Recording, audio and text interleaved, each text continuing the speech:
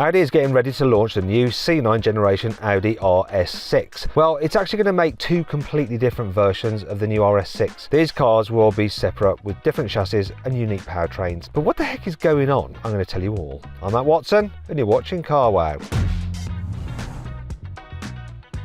Audi has a reputation as the sensible German car maker, but look at its back catalogue, it's always doing things differently. The original Quattro was the first mass-produced four-wheel drive performance car. Audi also brought mid-engine supercars into the mainstream, well, sort of into the mainstream, with the first R8, and it engineered a 500 horsepower twin-turbo V12 diesel engine from scratch and used it once in the Q7 SUV. And when all the other German brands were working on flagship hybrids like the MG GT 4-door and the new BMW M5, Audi built the RS6 GT. This car is truly bonkers for a few reasons. One, it has a racing livery like on an oversized Tameo radio controlled car. Two, it has manually adjustable coilovers. Three, it costs £50,000 more than the standard RS6. But Audi isn't done with mad looking RS6s yet, because there's a brand new model on the way, and it's based on the A6 that was revealed last month. As these exclusive Car Wow renders show, it's set to be a stunner. It'll be much wider than the standard A6 Avant, much lower and covered with even more intakes. The old RS7 and RS6 looked like they were made out of metal origami, but this new car is much more rounded. It looks like it was sculptured from a block of clay. It must have been a very large block of clay, because look at the wheel arches, they are vast. The GT inspired vents under the bonnet have also grown, and they make this new car look ridiculously wide. There are even more vents down the side like the ones on the RS e-tron GT, and as with all Audi RS models, there'll be a range of alloy wheels on offer, which will inevitably measure at least 20 inches across. Carbon ceramic brakes should make an appearance too, probably as part of an optional RS driver's pack. At the back end of the car, you can spot a load of tried and tested RS features, such as the big rear diffuser, contrasting silver trim, and GT-esque rear wing. But the exhaust placement is completely different from any RS model I've seen before. These poke out closer to the centre of the diffuser instead of behind the rear wheels. In fact, they're just like the exhaust I've spotted on a new RS5 Avant prototype. There could be a very good reason for this location. I'll go into more detail later, but first let's talk about why Audi is building two different RS6s, and I'll reveal what the other car will look like. You see, it's a difficult time to be a performance car maker. Either you commit to going fully electric, or you try to keep internal combustion engines alive, usually through a combination of downsizing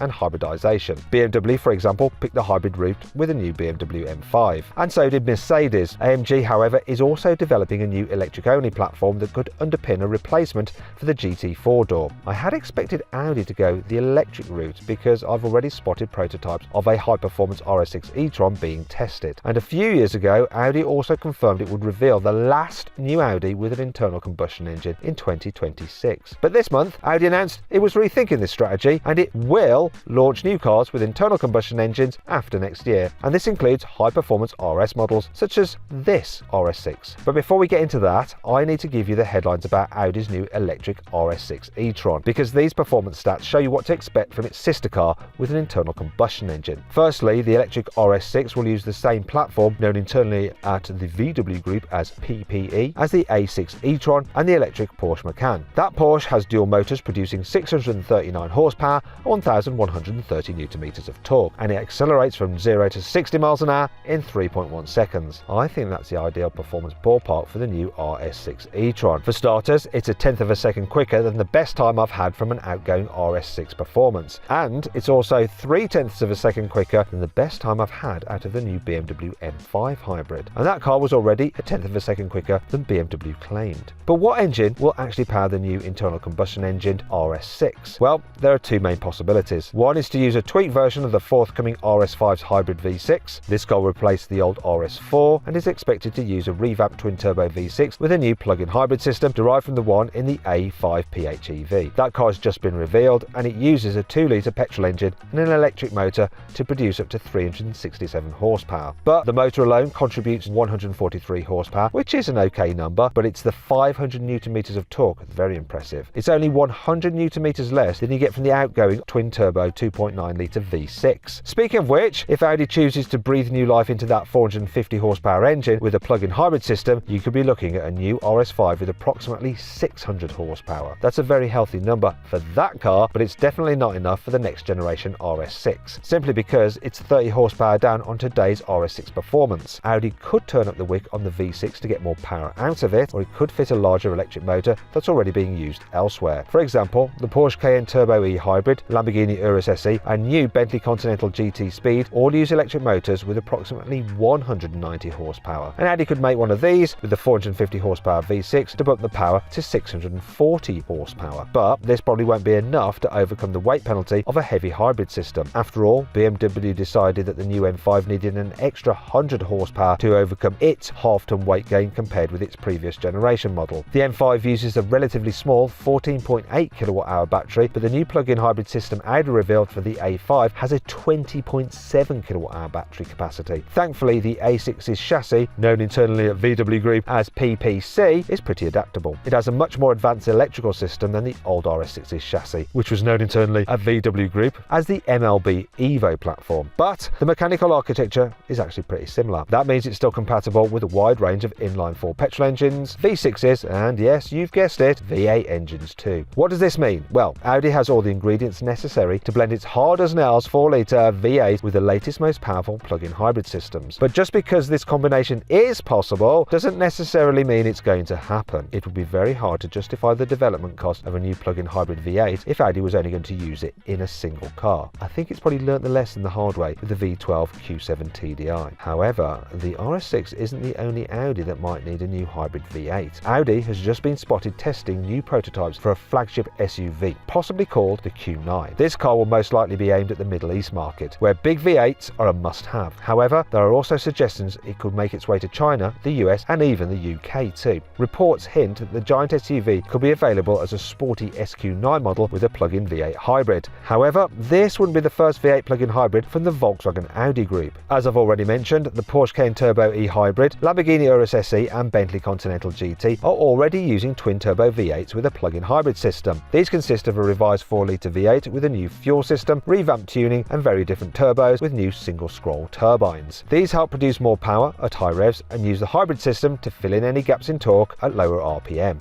It's clever stuff, and it has the added bonus of further reducing emissions. The very latest version of this system comes in the Bentley Continental GT Speed. Its hybrid V8 produces 782 horsepower and 1000 Nm of torque. Bentley claims that car will do 0 to 60 in 3.1 seconds. Those stats would mean the new RS6 is at the sweet spot in terms of performance, and they'd match the likely 0 to 60 time for the forthcoming RS6 e-tron. However, there are a few issues. Bentley uses an 8-speed dual-clutch automatic gearbox, while Audi is expected to use an 8-speed torque converter automatic like the Cayenne and the Urus. And Audi's famous Quattro all-wheel drive system will require an overhaul to play nicely with the instant torque of a 190 horsepower electric motor. Another important part of the development process will be benchmarking the new RS6 against the latest BMW M5 hybrid, and that means Audi will try to match, or better still, beat that car's insane mid-range acceleration. Just check out what happened when I compared the new M5 with the outgoing RS7 and an AMG GT 4-door in a rolling race.